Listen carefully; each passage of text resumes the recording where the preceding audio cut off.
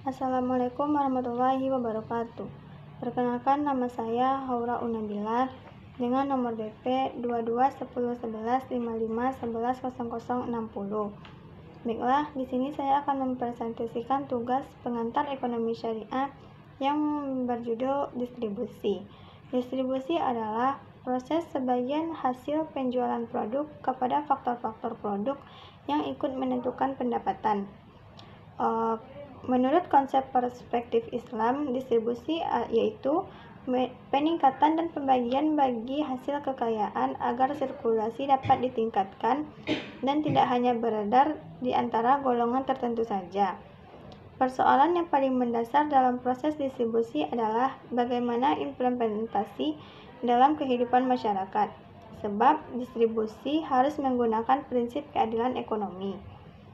Selanjutnya ada tujuan distribusi. Tujuan distribusi ada 3, yaitu yang pertama, Islam menjamin kehidupan tiap pribadi rakyat serta menjamin masyarakat. Yang kedua, Islam menjamin kemasyarakatan pribadi dan melayani urusan jamaah serta menjaga eksistensi negara. Yang ketiga, mendistribusikan harta orang kaya serta mengawasi pemanfaatan hak milik umum maupun negara. Selanjutnya yaitu tujuan distribusi pendapatan dalam Islam. Yang pertama, tujuan dakwah. Dalam distribusi pendapatan dapat dilihat dari penyaluran zakat. Misalnya, penyaluran zakat kepada para mu'alaf. Tujuannya yaitu untuk orang kafir yang diharapkan keislamannya dan mencegah keburukannya, dan atau orang Islam yang diharapkan bertambah kuat iman dan keislamannya. Begitupun kepada para muzaki, yaitu dengan menyerahkan sebagian hartanya karena Allah Subhanahu wa Ta'ala, berarti mereka meneguhkan jiwa mereka kepada iman dan ibadah. Yang kedua yaitu tujuan pendidikan.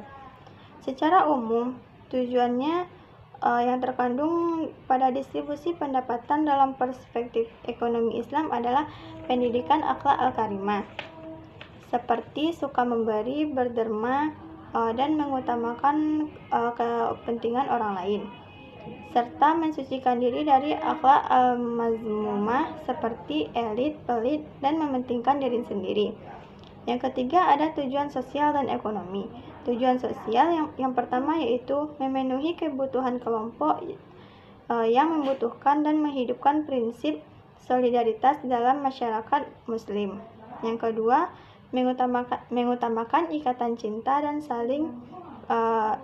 saling mengasihi di antara individu dan masyarakat. Yang ketiga, mewujudkan keadilan di tengah masyarakat. Menurut tujuan ekonomi, yang pertama yaitu pengembangan dan pembersihan harta, baik dalam bentuk infak sunnah maupun infak wajib. Yang kedua yaitu memberdayakan sumber daya manusia yang menganggur dan dengan terpenuhinya kebutuhan modal usaha mereka. Dan yang terakhir ada nilai yang ada dalam distribusi. Nilai yang ada dalam distribusi ada 4. Yang pertama, akidah. Yang kedua, moral. Yang ketiga, hukum syariah. Yang keempat, keadilan. Baiklah, hanya itu yang dapat saya presentasikan. Jika ada salah dan janggal, saya mohon maaf. Assalamualaikum warahmatullahi wabarakatuh.